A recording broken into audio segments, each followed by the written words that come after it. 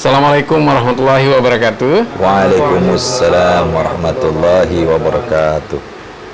Alhamdulillah, wassalatu wassalamu ala asrafil anbiya'i wal mursalin wa ala alihi wa sahbihi ajma'in wa man tabi'ahum bi ihsanin illa yaumiddin. Amma ba'd. Alhamdulillah, malam ini kita kembali bertemu dalam acara Rindu Ramadan, Rindu Al-Quran. Bersama saya malam hari ini sudah hadir Ustadz Syahidin dan peserta metode belajar Al-Quran Harokati, ya. Apa kabar? Alhamdulillah. Alhamdulillah. Ustadz, bulan puasa aktivitas jalan terus ya? Alhamdulillah, jalan Alhamdulillah, terus. ya. Doanya semuanya, Pak Sofyan ya. Ya, mudah-mudahan kita semua sehat ya, bisa lancar dalam menjalankan ibadah puasa. Baiklah, malam ini saya ingin sedikit flashback ke belakang. Saya sudah menyaksikan episode belajar Al-Quran dengan metode Harokati ini dengan ketukan tangan, ya. Dan dari yang saya nonton itu, yang saya lihat itu, gimana Pak Sofyan? ini Ustaz, saya merasa ini sesuatu yang mudah, ya. Ya, jadi jauh di bayangan saya.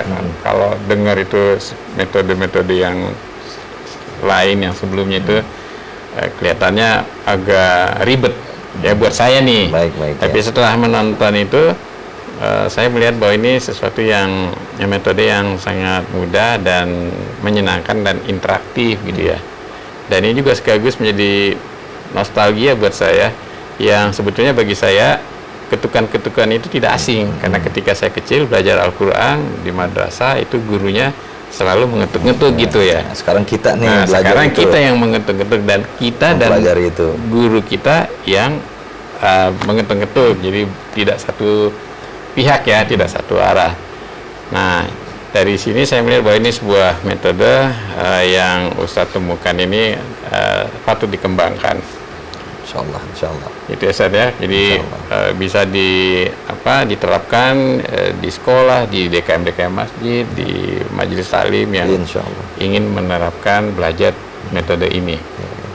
Karena saya kira banyak saudara kita yang belum maksimal dalam metode belajar Al-Qur'annya. Jangan lupa didoain Pak Sofyan. Ya, kita doakan sama-sama ya. Mudah-mudahan proses itu berjalan dengan baik. Amin. Baik Ustadz,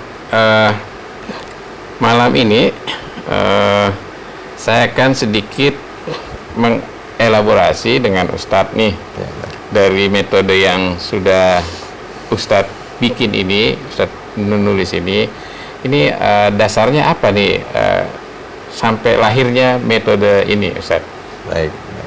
Baik Pak Sofyan, terima kasih. Pertanyaan yang dibilang betul-betul nostalgia juga gitu ya Pak Sofyan ya. Baik pemirsa di rumah yang selalu berbahagia dan senantiasa mendapatkan rahmat dari Allah Subhanahu wa taala. Terima kasih Pak Sofyan sudah menemani kembali nih kita ngobrol-ngobrol kembali tentang metode Harokati. Dari kalau ditanya lahirnya dari mana itu, yang jelas memang tahadus bin nikmah ya Pak Sofyan. Tahadus bin nikmah menceritakan karunia nikmat dari Allah Subhanahu wa taala. Yang jelas itu lahirnya memang pemberian dari Allah Subhanahu wa taala. Saya tidak katakan itu adalah hasil saya sendiri, tidak. Itu yang jelas memang karunia dari Allah. Allah berikan pemahaman. Allah berikan pemahaman kepada saya sehingga tercetuslah metode ini, metode Harokati di awali memang dahulu. Jadi waktu saat pulang pesantren, istilah orang kampung itu memang guru-guru kita mengajarkan, ya memerintahkan untuk sowan ke guru-gurunya ketika di rumah. Nah, singkat cerita, saat itu ada mungkin bisa dikatakan lebih daripada pesan mungkin ya Pak Sofyan ya, pesan dari guru-guru ini mungkin terdengarnya nanti sebagai motivasi buat diri saya. Motivasi buat diri saya, ada pesannya. Nanti kalau ingin membuka suatu pengajian, istilahnya buatlah pengajian dengan metode yang bisa membuat anak-anak itu lebih senang dan riang belajar Al-Quran. Itu. Nah, dari situlah ketika kembali ke rumah, kita berpikir kira-kira apa cara untuk bisa membuat anak-anak yang belajar, yang mengaji itu bisa senang, bisa riang gembira, mengikutinya terasa lebih happy, seakan-akan mereka sambil bermain, tapi isinya adalah belajar. Karena kita pernah ikut juga seminar-seminar. Di sana ada dianjurkan dalam pendidikan Islam dengan motonya adalah smart school, smart school, yaitu sekolah yang cerdas. Nah, dari sana, berangkat dari sana, mencoba bagaimana membuat satu metode yang betul-betul smart method gitu, metode yang cerdas. Mudah-mudahan metode ini bisa, mudah-mudahan metode ini terlahir bisa benar-benar mencerdaskan anak-anak di dalam belajar Al-Quran. Jadi gagasan, ide pembuatan metode ini yang Ustaz kembangkan ini tahun berapa? Ini prosesnya memang sangat panjang, Pak Sofyan. Panjang juga, sangat panjang ini. Sekitar sejak tahun 2012, hampir dari tahun 2012. Itu awalnya adalah ingin membuat kursus, menulis Al-Quran. Awalnya nih, awalnya dahulu ingin membuat kursus menulis Al-Quran. Nah, itu sudah saya buat blognya, channelnya, dengan saya kasih nama itu nanti program mungkin berikutnya Pak Sofyan ya, yaitu Sang Bingkai. Sang Bingkai, Sanggar Bimbingan menulis kaligrafi Al-Quran, tetap kepada Al-Quran. Jadi menulis, bagaimana menulis Al-Quran sesuai kaidahnya. Karena untuk kursus ini membutuhkan modal yang cukup banyak. Jadi nggak apa-apa sambil berjalan. Kemudian terlahirlah untuk diawali dengan cara membaca Al-Quran terlebih dahulu.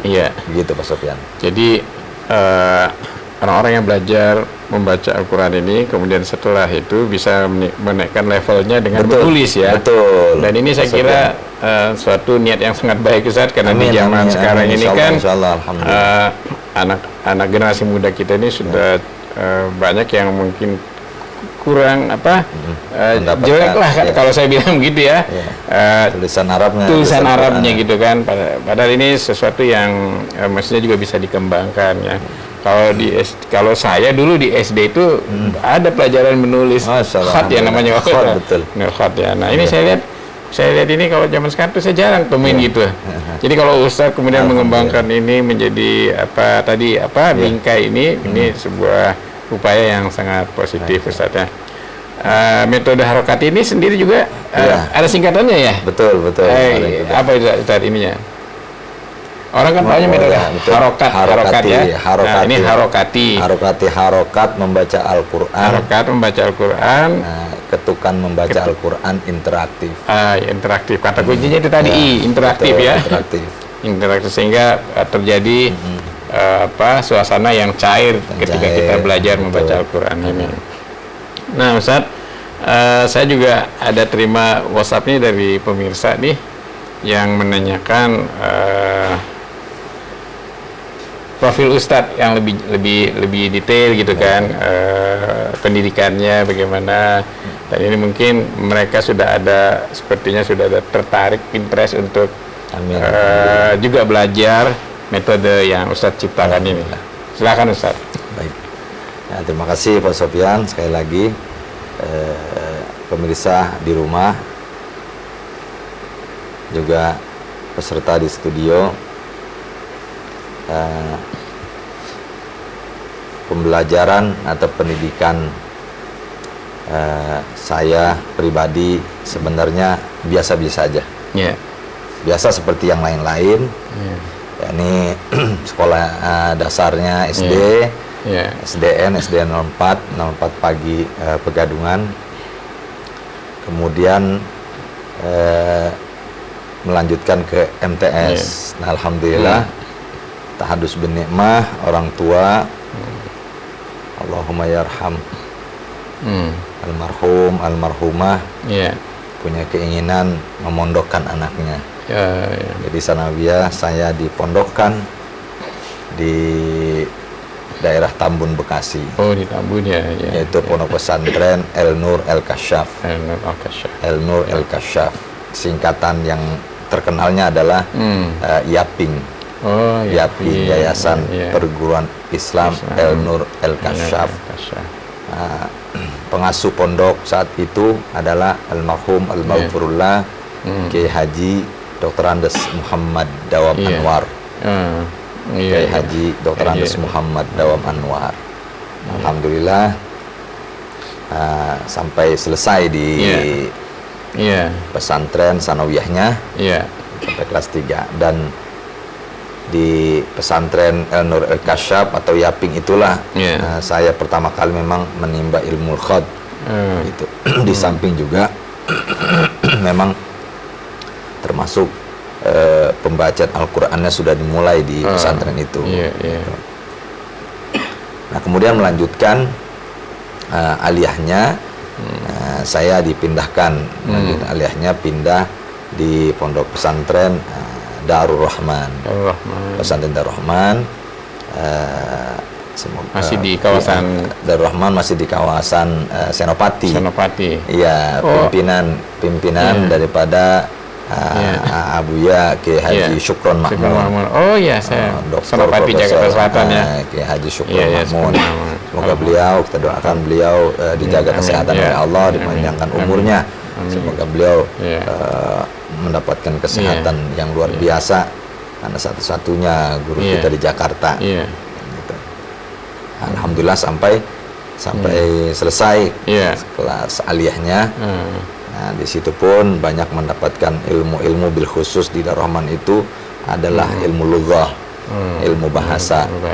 Itu ilmu bahasanya di sana sangat diterapkan sekali, baik bahasa Arabnya maupun bahasa Inggrisnya. Alhamdulillah. Nah, kemudian dari Darul Rahman saya diperintahkan oleh guru saya,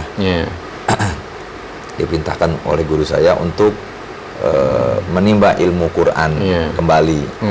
Gitu. Maka oleh guru saya Dr. Bunyanul Arifin, beliau memerintahkan untuk menimba ilmu Al-Quran di Jawa Tengah, yaitu di Kudus. Di pondok pesantren Darul Furqan. Pimpinan almarhum al-maghfurullah Al-Habib Abdul Qadir Umar Bashir. Gitu. Alhamdulillah di sana betul-betul karena memang lingkungan suasananya kita terbawa di sana, termotivasi betul-betul mendalami Al-Quran, gitu. Semua betul-betul tenaga serta semangatnya Iya. itu hanya difokuskan untuk mempelajari Al-Quran. Al-Quran, ya. Jadi menimba Al-Quran saya yaitu di Pondok Pesantren Darul Furqan Kudus, pimpinan dari Abah, panggilan santri itu adalah Abah Qadir. Abah Qadir, ya. Al-Habib Abdul Qadir Umar Bashir Kudus almarhum al-maghfurlah.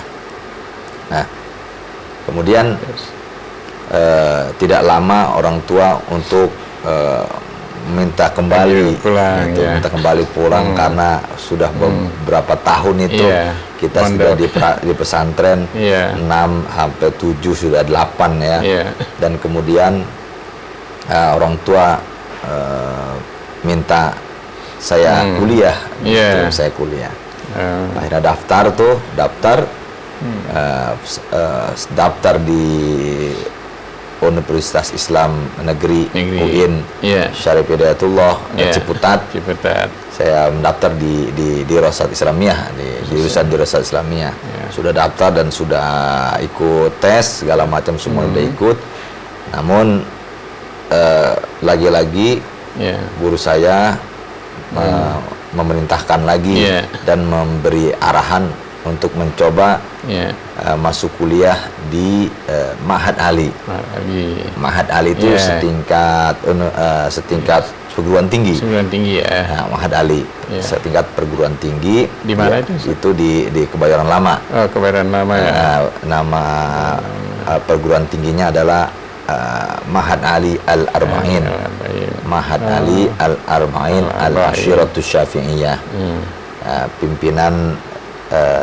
Pimpinannya adalah almarhum al-maghfurullah Muallim Ki Haji Syafi'i Hadami. Ya, Muallim Ki Haji Syafi'i Hadami. Terkenalnya Muallim Syafi'i Hadami. Itu akhirnya pada saat sudah tes juga di Ma'had Ali Al-Arba'in karena hasilnya lebih dahulu pengumumannya ketimbang di UIN itu. Kemudian ya sudah, karena saya pun masuk kategori kita lulus di Arba'in untuk tes masuk, maka masuklah ke Arba'in gitu. Akhirnya karena di Arba'in suasananya sudah menyenangkan, ya sudah akhirnya teruskan yang di UIN itu. Akhirnya fokus di Ma'had Ali Al-Arba'in Al-Ashiratus Syafi'iyah.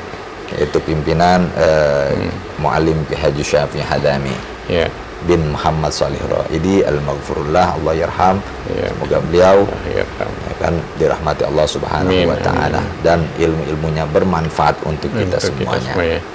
Nah, dari situlah karena banyak menimba tentang ilmu-ilmu salafiyah, ilmu-ilmu salafiyah, ilmu keklasikan. Nah, di sana banyak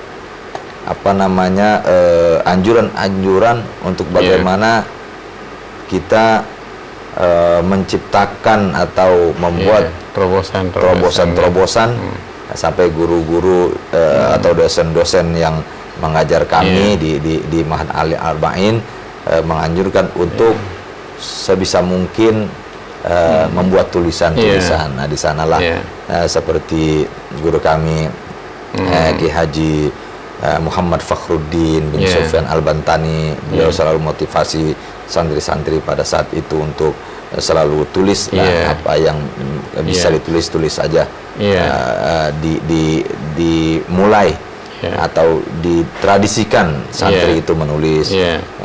Ada juga seperti kayak Dr. Nurul Irfan, Muallim Ubaidillah Hamdan juga selalu memberikan arahan motivasi untuk santri menulis agar khazanah Islam tetap menjadi keutamaan untuk disiarkan. Apalagi kita punya teman-teman juga di sana banyak hafizul Quran, sehingga kita termotivasi juga untuk berkecimpung, bergelut di dalam ilmu Al-Quran. Seperti itu. Gitu Pak Sufyan. Jadi kalau tadi Ustaz bilang biasa-biasa saja, sebetulnya ini biasa-biasa saja tapi penuh keberkahan ya. Masya Allah, alhamdulillah. Penuh keberkahan sehingga diberikan kemampuan oleh Allah Subhanahu wa taala untuk menciptakan, menulis metode. Alhamdulillah berbarengan, tidak berbarengan sih, 2 tahun setelah masuk di Al-Arba'in itu lagi-lagi guru kami membuat satu perguruan tinggi cabang daripada Sekolah Tinggi Agama Islam Salahuddin Al-Ayyubi.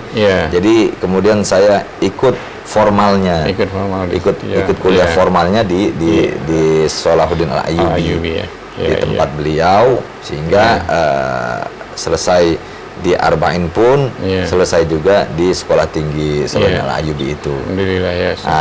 Ditambah lagi dengan di formalnya itu dapat ilmu tentang bagaimana kita membuat skripsi, membuat suatu makalah segala macam. Di situ menambah juga khazanah buat saya pribadi itu. Dan yang sangat bagi saya yang sangat penting juga di metode harokati ini, nanti kita akan bawa anak didik kita untuk lebih hati-hati lagi di dalam membaca bacaan sholat. Gitu, dalam membaca bacaan sholat itu nanti kita harapkan bacaan sholat anak-anak kita pun lebih bagus. Dan nanti kita bisa contohkan.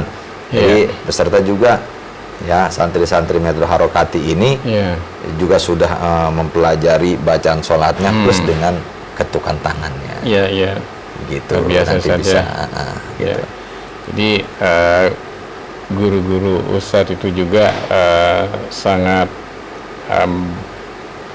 mendorong ya untuk membuat tulisan-tulisan, dan ini memang peradaban Islam kan itu adalah peradaban budaya tulis ya. Betul, kita tahu berapa banyak terbit buku-buku dari zaman dahulu yang menjadi contoh sebenarnya bagi dunia barat yang kemudian mengembangkan dengan beragam tulisan.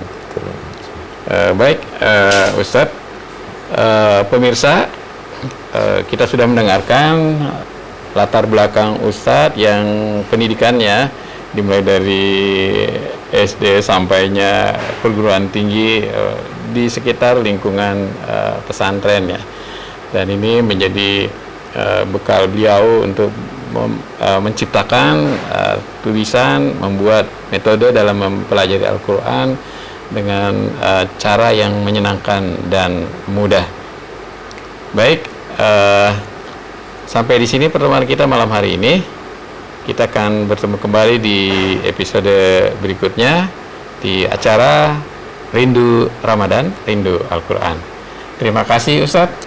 Ya, Assalamualaikum. Waalaikumsalam. Terima kasih Pak Sofyan. Terima kasih para pemirsa. Billahi taufiq wa hidayah. Assalamualaikum warahmatullahi wabarakatuh. Waalaikumsalam warahmatullahi wabarakatuh.